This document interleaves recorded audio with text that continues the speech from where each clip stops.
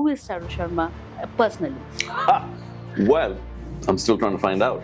So the more you know about the subject, the more you know about the language you wish to speak in, makes you a better commentator. But I spend a lot of time playing golf and tennis. I still play a lot of cricket, strangely enough. Can't play kabaddi because it's just too tough a game.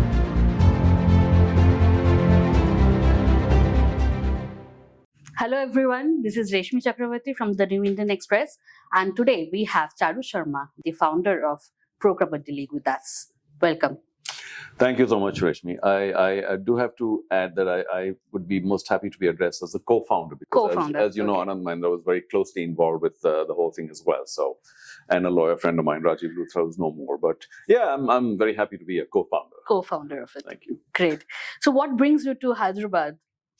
The playoffs of the Pro Kabaddi League, season 10, which is very big for all of us. And Hyderabad, of course, is an old favorite city of mine. A lot of people say you say that for all the cities, but I've stayed in Hyderabad for many years in the past, as you may or may not know. So I feel at peace and at one with the city. So I'm glad that the playoffs for a change are in Hyderabad because it's a very important week for the league. Lovely. So what makes you think, of course, you have been in Hyderabad on and off. So why choose Hyderabad specifically over other venues for having a playoff? Well, I think the number one reason for the choice has to do with the love of kabaddi in the state of Telangana, Andhra in general. I think the people of this area of the country are extremely fond of kabaddi, to the point where many might believe that it was actually born here. But many parts of India believe that kabaddi was born there. So, it's a tie. That's a tie. But primarily because people in this part are very, very fond of kabaddi and they play very well too. So the standards of kabaddi are very high. You've got a wonderful stadium, a sports complex in Gachibowli. So everything that we need for the playoffs, which is our premium product, because Mashal, Star, Disney do it themselves, the playoff week, led to Hyderabad. And we were very happy with the great crowds as well. Great, great. Talking about the home team, what do you think about the Telugu Titans? Well, you can't have everything. So, it's a shame that the Telugu Titans have once again not had a very good season. But in any league around the world, some teams do very well, some don't. And it's for the teams that don't do well to then go back to the drawing board and say, all right, what can we do better now? Maybe the coaching staff, maybe the playing staff. By the way, as an individual, one did very well, Pawan. Right. And of course, he's the highest paid player in the league. So he's a very special individual. But one person in a team game is just one person. You need many more to do really well. Right. And it's a shame that Telugu Titans, once again, could not do too well. But they are a proud team. And, they have a lot of support, home support here. Very loud support. So it's just a matter of time before fortunes change. And I hope that next year or very soon, they start doing really well. Not just for the team and the team ownership and the league, but for the people of this area. They must also feel proudly associated with the achievements of the team. Lovely, lovely. So you have been a commentator, you have been a quiz master, and you are the co-founder of the Pro Kabaddi League. So what inspired you to start off with this league? Okay. There are some questions which have reasonably short answers. There are some which might take about, 2 days. It's okay. No, but I struggle for short answers here because it was such a long journey. Right. And of course, it started with the Asian Games of 2006, and that story itself might take half an hour. But I was reconnected to the game then because I was called on to do the World Feed commentary, which is in English around the world, for the Asian Games Kabaddi event in Doha. And that made me reconnect with the sport and realize just how strong, powerful, fabulous the game is. And of course, all the players that play it are crazily athletic. And I went to the Asian Games then, commentated, and realized that just about everybody from around the world who was there was also very fascinated with the game, saying, Charu, tell us more, because I had to sound like an expert, right? Because when you're commentating. And I realized that, we are in India doing a great disservice to our own game by not giving it the respect and the pedestal it deserves. And from then on, I was just sure, I had this mannat. I said, we've got to take this game forward and put it on the respect level that it deserves. And that was the central emotion. Of course, all of it took very long. Because to start something as left field, as crazy an idea as a Kabaddi League, you can imagine the kind of opposition that one had and the lack of understanding. But that is expected. So basically, it was a question of in our own country, in the country of origin of the sport, bringing the respect back to the sport by just showcasing it to everybody once again. Lovely. So everyone knows that India is a cricket crazy nation, and to bring kabaddi to the forefront has couldn't been a less of a challenge. Safe to say, I got ill, Oh God. because of the kind of effort that it took. But saying that also took me 4 years, by the way, when Anand first recommended that, I kept pushing him. Why don't we do something more for the game? Because I know it will do well, and we need to do something more for the game. And why don't you do it because of your reputation and your, entrepreneurial respect in India? And so ultimately, finally, when he said, okay, enough now. Okay, what do we do now? So why don't we do a league? Because by then the IPL had started in 2008. Right. And this whole concept of leagues in India, much as its age is old around the world, and India too, seemed to have struck some new route. So I said, a league? Oh my God, that's like a really big undertaking. But I was so far gone, lost in my crusade to make something of kabaddi, that I said, all right, let's do the league.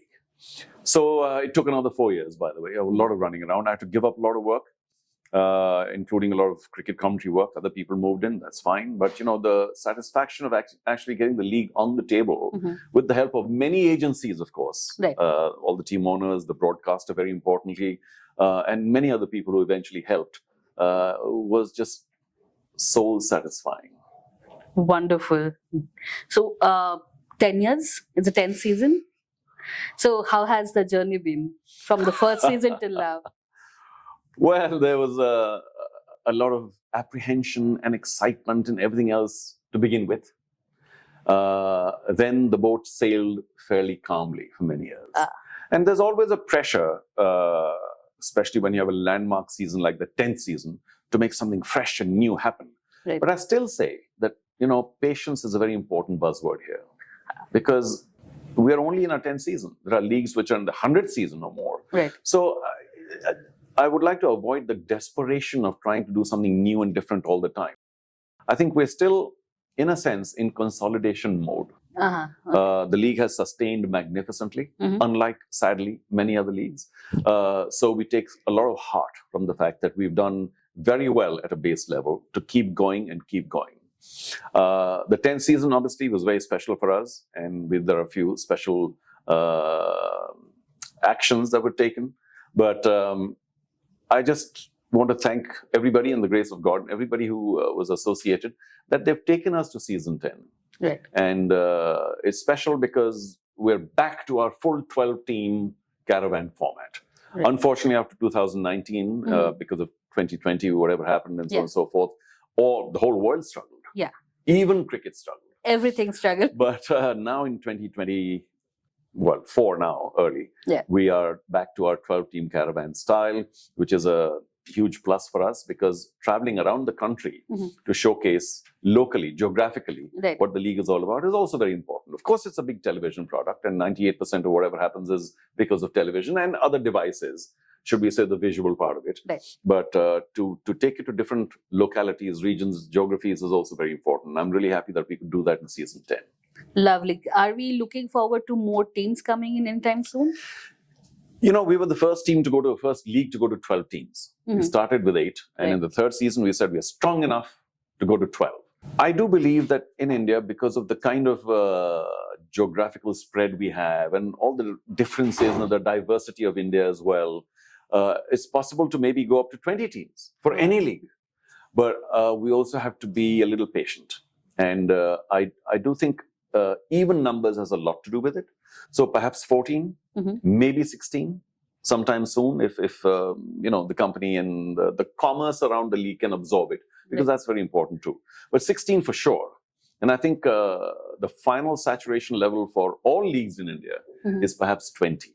But I would be personally very happy with 16, and it's a matter of time. Right. When we can't say, like I said, the commercial support around the Pro Kabaddi League and all sport, apart from cricket, needs to pick up rapidly, or when it does, the number of teams will increase.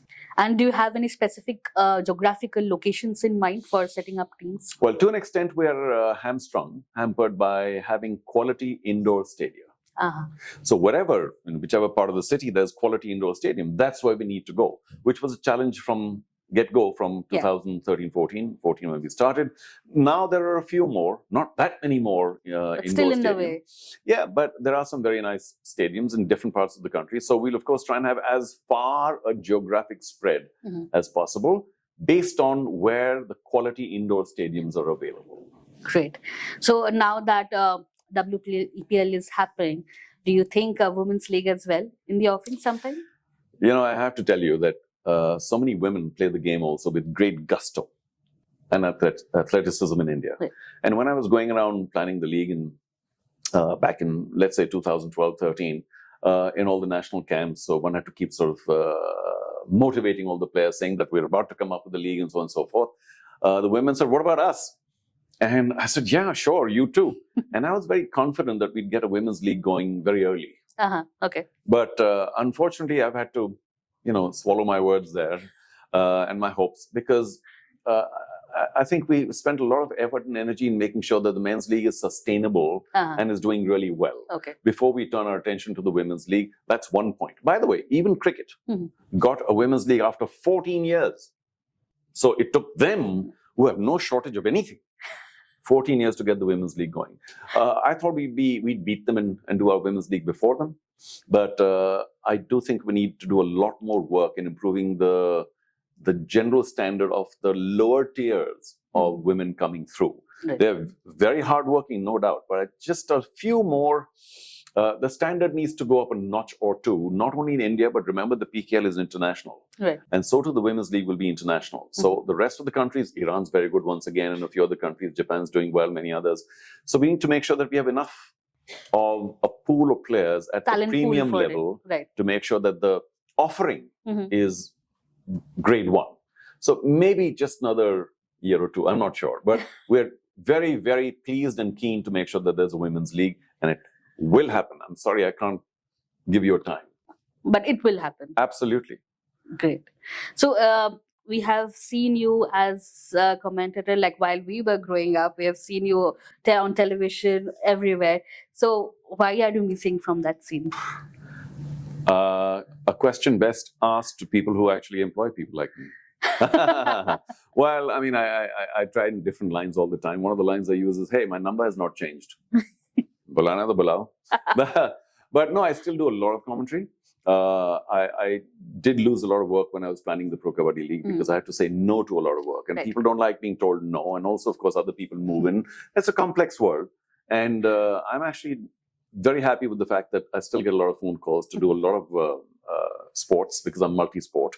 So yeah, cricket too around the world. Maybe not cricket at the highest visibility level of Indian cricket. Other people have moved in and good for them.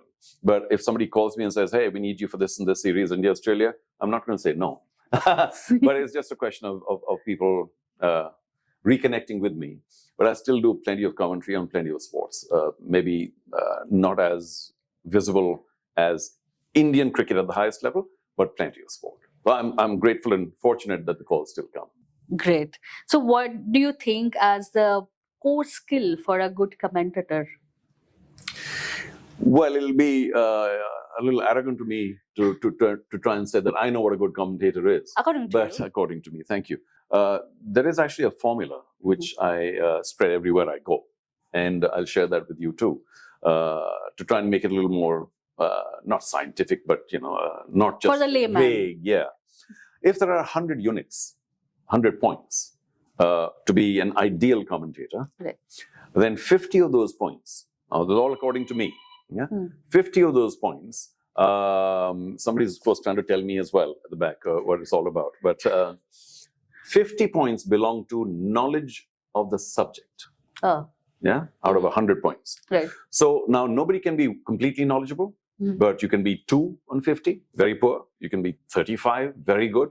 And the idea is to keep improving your knowledge of the subject. Nobody is completely knowledgeable. So that's a very important improvement area. But the more you know about the knowledge of the subject, when you're talking about sport or one particular sport or cricket, you could be talking about plants or carpets or roofs or paint or anything. It's a subject. You need to know as much as possible about the subject. That's step one. 45 more points are for communication. Now, because whatever you know, you may know. How do you let other people know you know? Right. And what is our tool of communication? Language. So, to my mind only, 45 more points are for knowledge of the language you wish to speak in. You could be speaking in any language, Telugu or French or, Swahili, any language. Right. But the knowledge of that language, the depth of that language is very, very important for you to be able to express what you know. So, in terms of vocabulary, in phraseology, in pronunciation, and many things within a language as well. So, the more you know, the language that you want to speak in, the more you can express. Right. And the more differently you can express. There's no point saying the same thing again and again, the same cliche again and again, like whatever laser or something, I mean, can't use the same words again.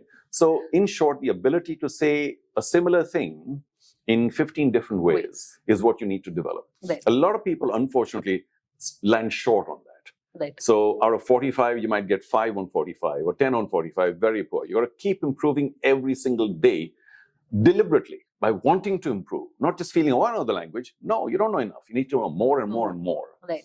Not necessarily to impress people with big words, but just different ways of putting things. Right. That is 95 points. So the more you know about the subject, the more you know about the language you wish to speak in, makes you a better commentator. The last 5 points are all the rest of the things. Your personality and your attitude and your sense of humor and the quality of your voice and all these other things people consider very highly. I say, no, learn the subject first and learn the language first. I hope that's satisfying. That sums up. Great. So, apart from being a commentator, you did auctioning as well, not for a very good situation, but yeah. So, how was that? Well, a lot of people don't know, Reshmi, that I am actually a legitimate auctioneer. I mean, there's no degree to be an auctioneer, but I am an auctioneer for an auction house in Bangalore. And I've done plenty of auctions over time, whether it's art or furniture or carpets or, or silver or paint, whatever it may be. So it's a very elementary skill. Mm-hmm. And I will say on record that you need an IQ about 20 to be a decent auctioneer, because ultimately it's words really, right? You don't have to be a master of the subject because you're only selling item 1. And item 1 is this fabulous blue carpet with a little bit of yellow in it. And what's the opening bid? And then you have figures and things like that, reserve prices and what have you. It's a very, very elementary concept. Unfortunately, in India, we don't do too much of it publicly or visibly. So people are not so used to auctioneers. And so we get people from other countries where auctioneering is a little more prevalent. But, in India, you can be an auctioneer like this because it's a very, very low skill item. I say it myself because it's easy. You might say that, you have to have the confidence in this. No, those are small things, they can be developed. And so I was just happy to be in the right place at the right time. It's very unfortunate that the gentleman had a medical emergency, and I happened to be in Bangalore and available and wasn't playing golf on a Saturday afternoon, which I would have been because of a bad shoulder. So I was at home. And I got the call, and I was happy to go. And of course, it's an easy job thereafter. I mean, I don't mean to belittle auctioneering as a skill, but it's very, very easy. So, no big deal. Great. So, you had mentioned earlier in our interview that you have been in Hyderabad on and off. So, what are your cherishable memories? Well, I was actually with Wazir Sultan Tobacco for quite a few years, VST, as my regular corporate job from 1982 to 1990. And the latter years, I was in Hyderabad. Otherwise, I was in sales and marketing, so I was around the country. And I therefore have not only very wonderful, fabulous memories of Hyderabad, staying road number 3, Banjara Hills. But I stayed back here and did a couple of things once I left the corporate world before I moved to Bangalore, which is another beautiful city. But I mean, everything associated with Hyderabad for me is just a sweet memory. Most of all, of course, the language. The way Hindi is spoken here, the Hyderabadi. Exactly. I'm not much of a foodie, so food means nothing to me. But just, at least those days in the 80s, life was still very languid, very easy to live in Hyderabad. And everybody had time for everybody else. I know Hyderabad is a different city now. It's grown crazily. But those days, it was still, I like to use the word quaint. It was a quaint city full of charm and heritage. And everywhere you went, people just received you well. And everybody spoke well too. There was a lot of love and sweetness. Right. And what do you like most about Hyderabad, the current Hyderabad? Well, that's a challenge because I don't know the current Hyderabad very well. But I do know that it has done extremely well in terms of growing into this massive IT hub, rivaling Bangalore and all the rest of the cities that claim to be IT hubs as well. So it's done very well in terms of its growth. I do think development comes at a bit of a price in many of the cities in India. So here too, in terms of traffic and the management of all of that, it's a bit of a nightmare. But I haven't been able to go back to the old parts of the city. And I wonder if they are the same or not or what. But I think attitudinally, a lot of my old friends in Hyderabad are just exactly how they used to be 30, 40 years ago in terms of attitude. So, some things change, but I'm glad some things don't. Great. So we know Charu Sharma for being the face of multiple sports thing. What is Charu Sharma? Who is Charu Sharma personally? Well, I'm still trying to find out. But very easygoing. Very easygoing. And if I say this myself, of course, maybe people will take it with a pinch of salt. Don't, because I speak the truth. Very unambitious. Very fortunate. Okay. A person with a high degree of fortune, because I haven't sought anything, but so many things have come. Right. So, I can only thank the Almighty for making sure that I've been looked after as much as I need to be looked after. So, yeah, I go around describing myself as a person of wonderful fortune, as a very lucky person. And I've been at the forefront of sport and television over all these years, the last 40-odd years, beginning with the Asian Games of 1982. I've managed to make my love and my passion into a livelihood. What could be better? And within my complete lack of ambition, I think I still have managed to do a few things. Multiple of things. So apart from sports and everything, what else are your interests? Yeah, well, most things are still sport because, they define me. Maybe I'm a victim of my own imagination or my own expectation. But I spend a lot of time playing golf and tennis and therefore the friends around golf and tennis. Yeah. I still play a lot of cricket, strangely enough. Can't play kabaddi because it's just too tough a game. But life sort of moves very quick. I travel a lot. Okay. I still trek quite a bit, at least twice a year. Okay. I used to mountain climb in the past, but now my knees won't take it. So we trek, we come down to trekking. So there's travel, there's sport, there's just shooting the breeze, spending time with friends. Luckily for me, as I said, I'm a child of great fortune. The phone calls come and say, would you like to do this? Would you like to join us for that? Would you like to assist us this? Would you like to help with this? And if I have the time, I say, sure. Sometimes I wonder, I feel 3/4 retired, but I'm still running. I don't know. The numbers are not matching. I do want to sort of sit back a bit and do more of whatever I like. But even when I work, I'm doing what I like. Right. So it's a fabulous mixture. It's a win-win situation for everything. I'll take your words for it. Great. So coming to the end of our conversation, what are your future plans? Have I not just told you that I have no plans ever? Something or the other, something like near future or something. No, well, in this context, I will have to admit that I do hope that there's a continuing bright future for the Pro Kabaddi League and for the sport of Kabaddi as well. I feel invested, I feel a part of it, and I can only wish it the very best. There are so many things that weren't achieved. We need to be more international. More countries need to come into the fold of top-level Kabaddi. It's an easy game. It's an elementary game. Right. Many countries can be really good at it once the push is made. Right. I may not have the energy to do that anymore, but I try and leave a light footprint. So I'm not there into creating legacies and kind of saying, look at me. I'm just saying a quiet life, the footsteps can just be erased with the passage of time. And if I can get to play a little more golf and tennis and spend more time at home, which is the biggest problem for me these past 40 years, then I would be a very happy man. But not be involved with creating any strife for anyone. Just an easy, smooth surface swim.